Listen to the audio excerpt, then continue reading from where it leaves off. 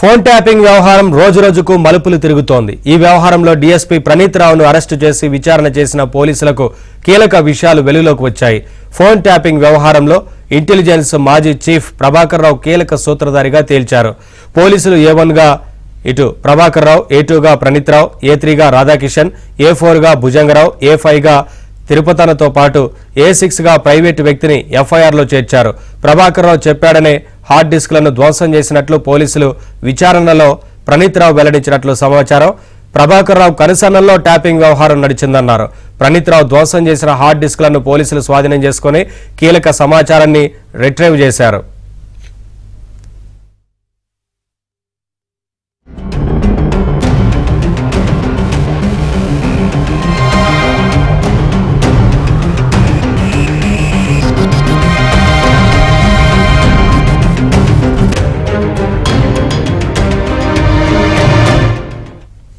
ప్రణీత్ రావు విచారణలో కీలక విషయాలు వెలుగులోకి వస్తున్నాయి. డిసెంబర్ 4న ధ్వంసం చేసిన వస్తువులను నాగోల్ మూసి కాలువలో కొన్ని, వికారాబాద్ ఫారెస్ట్ లో మరికొన్ని పడేసినట్లు విచారణలో తేలింది. మాదాపూర్లోని ఓ మీడియా కార్యాలయంలో ట్యాపింగ్ సెట్ ను ప్రణీత్ రావు ఏర్పాటు చేసినట్లు పోలీసుల విచారణలో తేలింది. ఎస్ఐబి సిబ్బందితో పాటు పలువురు ప్రైవేటు సిబ్బందిని పెట్టుకుని ట్యాపింగ్ కి పాల్పడినట్లు ప్రణీత్ రావు విచారణలో వెల్లడించినట్లు సమాచారం. మాదాపూర్ ఆఫీసులోని డీవీఆర్ సేకరించిన పోలీసులు ఆఫీస్ కేంద్రంగా జరిగిన వ్యవహారంపై ఆరా తీస్తున్నారు.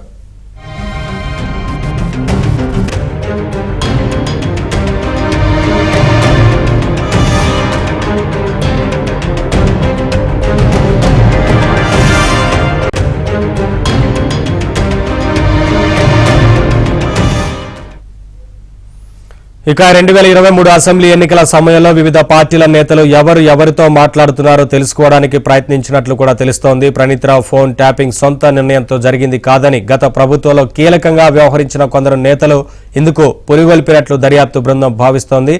ఇదే అదనుగా ప్రణీత్ బృందం సొంత నిర్ణయాలు తీసుకుని పలువురు వ్యాపారుల ఫోన్లపై నిఘా ఉంచి లబ్ధి పొంది ఉంటారే అనే అనుమానాలు వ్యక్తమవుతున్నాయి. ఈ క్రమంలో ప్రణీత్ రావు వాంగ్మూలాల ఆధారంగా నిజానిజాలను నిగ్గు తేల్చడంపై పోలీసులు దృష్టి సారించారు.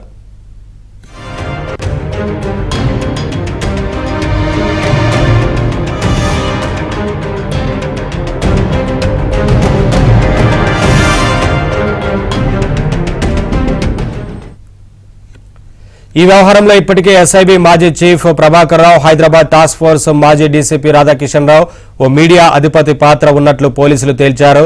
ఈ ముగ్గురు ఇప్పటికే దేశం దాటినట్లు వెల్లడి కావడంతో లుకౌట్ సర్క్యులర్ జారీ చేశారు. ప్రస్తుతం ఇద్దరు అమెరికాలో ఉన్నట్లు తెలుస్తోంది.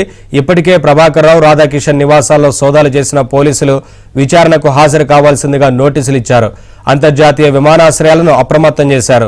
ఇదిలా ఉంటే విచారణకు రావాలని గతంలో ఎస్ఐబిలో పనిచేసిన సిబ్బందికి పోలీసులు నోటీసులు పంపించారు. రాష్ట్రంలో జరిగిన ఎన్నికలు, ఉప ఎన్నికల సమయంలో ప్రతిపక్ష పార్టీల ముఖ్య నేతలను లక్ష్యంగా చేసుకుని ట్యాపింగ్లకు పాల్పడినట్లు గుర్తించారు. ముఖ్యంగా రేవంత్ రెడ్డి సహా ఆయన కుటుంబ సభ్యుల ఫోన్లపై ప్రత్యేకంగా నిఘా ఉంచినట్లు విచారణలో వెల్లడైంది.